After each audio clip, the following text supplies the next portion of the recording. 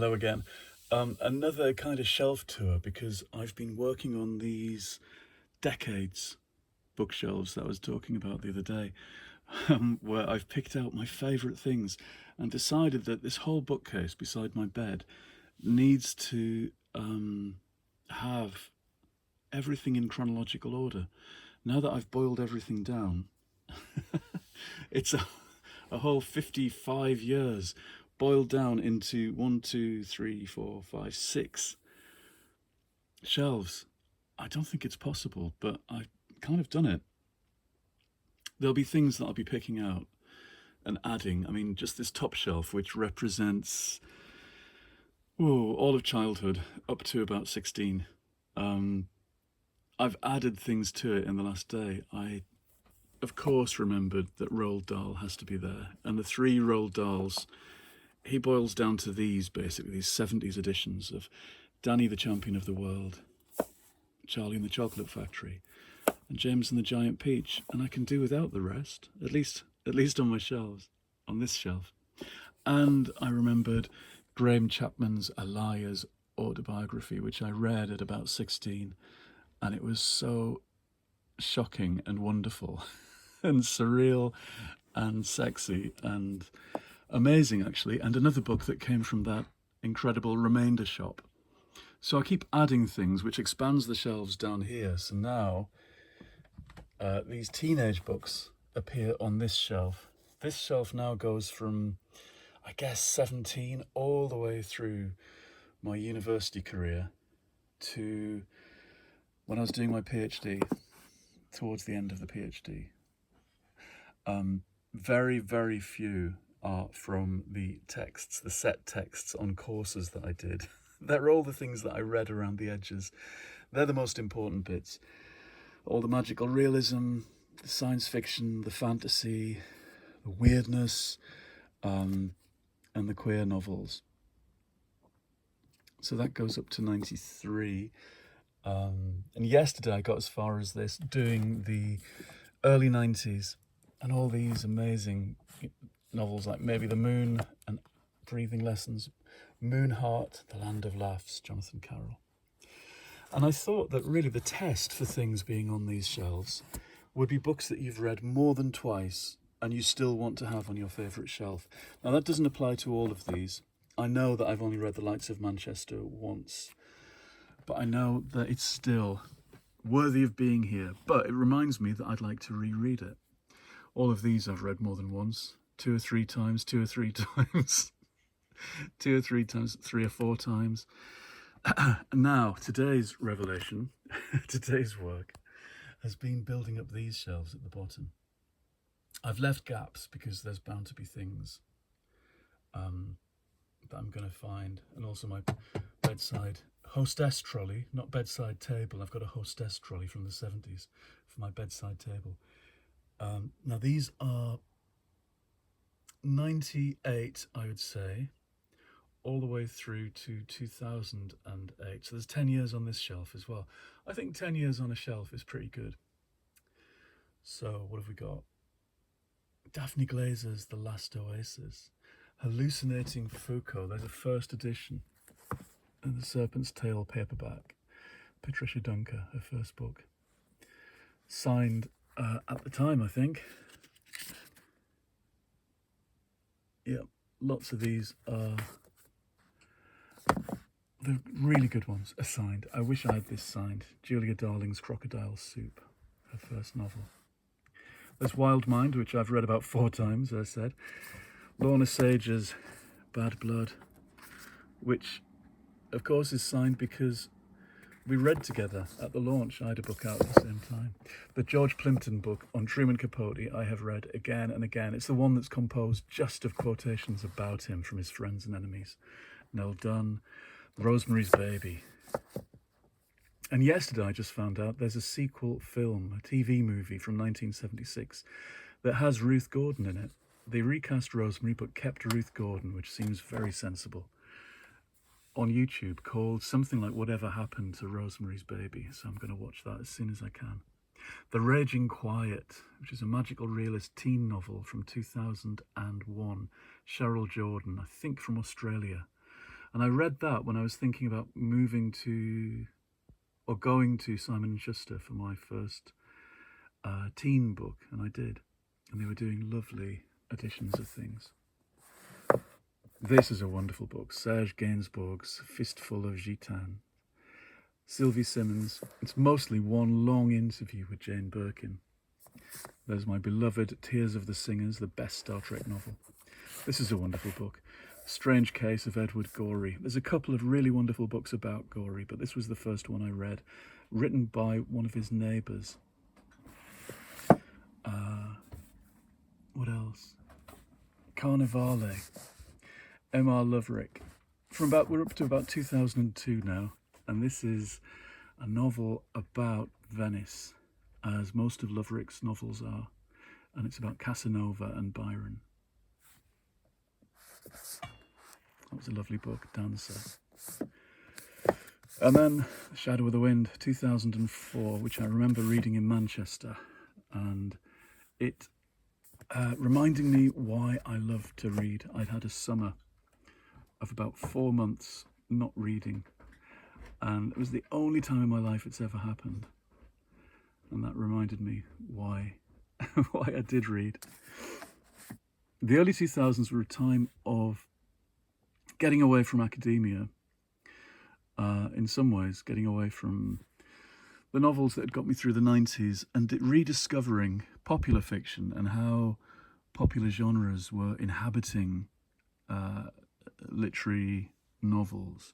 So people like Douglas Kennedy writing these very odd commercial novels that had just, this one had touches of the Gothic about it. They were kind of sagas, but they're also about how people have their lives destroyed and then they have to build them up again. They're thrillers, really.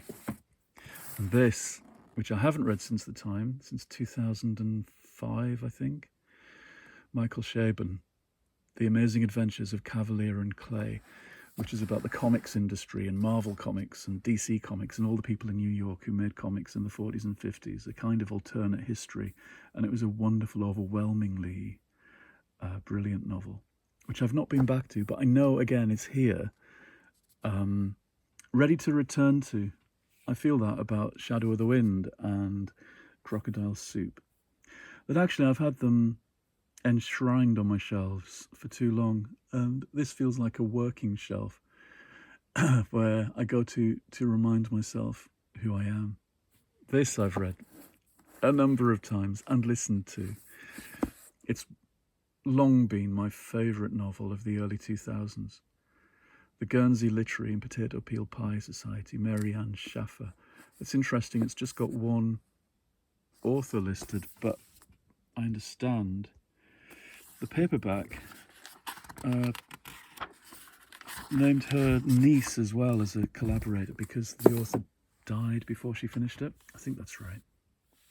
Scarlett Thomas, The End of Mr. Y, is such a strange, mind-bending book that I read on holiday when we went to Paris in 2008. Very twisty, very magical. This is a wonderful memoir about rediscovering your love of Enid Blyton in middle age and going on a kind of adventure to go and find where she wrote these things and to delve into her history. It's a really good book, and it made me, back in January 2009, reread all of The Famous Five and all of The Faraway Tree and reappraise everything. Dirk Bogart's letters at the end there. See, I've left gaps here at the end so I can expand these shelves because I'm bound to find more. Lots and lots of non-fiction. That's what's interesting. When you put them in order, you see the fact that, I loved reading Dirk Bogart's letters one Christmas, reading the book about W.H. Auden and his boarding house in Brooklyn in the war, the letters of Truman Capote. Caroline Sullivan writes this memoir about being a groupie for the Bay City Rollers in the early 70s, which is a beautiful book, and I can't believe no one's made a movie. Junie Hampton's book about Joyce Grenfell, Another Christmas, and another present from Jeremy, actually. He chooses well. That's a beautiful book. I really like Joyce Grenfell. I feel as if She's someone I know. And then the fact she turns up in other people's books, like Helene Hanth's Duchess of Bloomsbury Street, being just the same, being indomitable and rousing and clever and fun. Never-Ending Story and The Princess Bride, and beautiful editions that I've gone over again and again.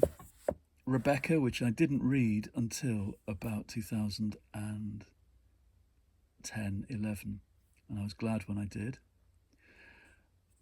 Somewhere around there we should have Haunting of Hill House, because I read them both at the same time and I thought, wow, I'd love to teach a course on novel writing through other people's novels, and I would begin with those two, and I wrote the outline, but then I left MMU before we could get the course going, which was a shame. But I thought they'd be two great cornerstones for teaching novel writing. I had this idea that we could move beyond just having workshops and use not literary fiction and not literary theory, but use novels from all sorts of genres as springboards for exercises. Natalie Goldberg's book on painting is one of my favourites, and I've read this again and again. And this, Tolstoy and the Purple Chair, again and again. Neil Perriman's book.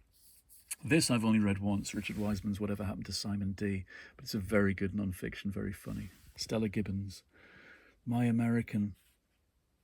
Odd, I don't think I've put Cold Comfort Farm on these shelves, because that meant a lot, and that should be here. But I've put My American because I've read that a couple of times over the years. One of her more serious books, I suppose.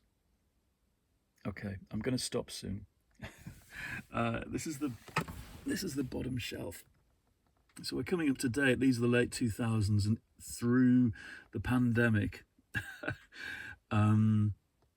Fangirl I read twice during the pandemic, I think. Daisy Jones and the Six, Kate Mulgrew's book about her parents, and then Cloud Cuckoo Land, Anthony Durr, is a wonderful book. The books are getting longer and more literary again, I notice. But they draw upon all kinds of genres. Things I'd missed first time around, like Music for Chameleons, Truman Capote, turns out to be my favourite Capote book, because it's got a bit of everything. It was the book that scraped together all the bits and pieces towards the ends of his life. But actually, that mixture of fiction and non-fiction was perfect for me. Richard E. Grant's book about his wife, the best science fiction anthology I've ever read, from 1983 and for kids in Puffin. It's just the best. Constellations. Anyway, that is the sum total of everything I like. That's not quite true, but it's pretty good. 93 I didn't dwell on, but you can see it's a great mixture and a crucial time, my early 20s. That's the period of me going from being a reader into being a published writer. And that's interesting. Happens about here when Ladder of Years comes out in 95. And I get sent Ladder of Years from my publisher. Yeah, that's a turning point. It's kind of halfway down the whole bookcase. Anyway, that's my favourites as they stand today. And I could just quite happily read from this bookcase forever now. It's not true. Okay, I'm going to go. I will see you again soon in the next episode. Goodbye.